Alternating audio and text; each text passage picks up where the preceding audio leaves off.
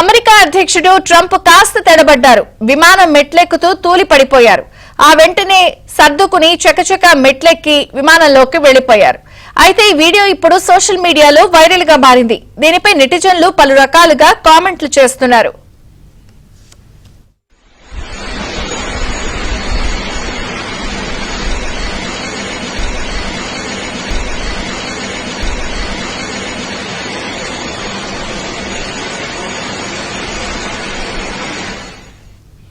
న్యూజెర్సీలోని మోరిస్టౌన్ municipal విమానాశ్రయం నుంచి బయలుదేరే సమయంలో ట్రంప్ విమానం మెట్లెక్కుతూ మెట్లపై పొరపాటున తూలిపడ్డారు.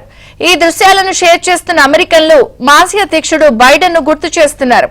గతంలో బైడెన్ విమానం ఎక్కుతూ తూలి పడిపోవడంతో ఆయన విమానం కూడా ఎక్కలేకపోతున్నారని ట్రంప్ ఎగతాళి చేసిన విషయాన్ని గుర్తు చేస్తూ వరుస పోస్టులు పెట్టారు.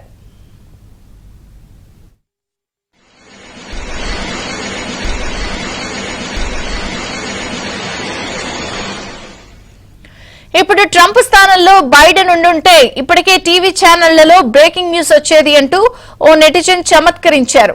ట్రంప్ మెట్లు కూడా ఎక్కలేకపోతున్నారు కాబట్టి ఆయన కూడా ఇప్పుడు అధ్యక్ష స్థానానికి అనర్హుడు అంటూ మరికొందరు నెటిజన్లు సెటైర్లు వేస్తున్నారు.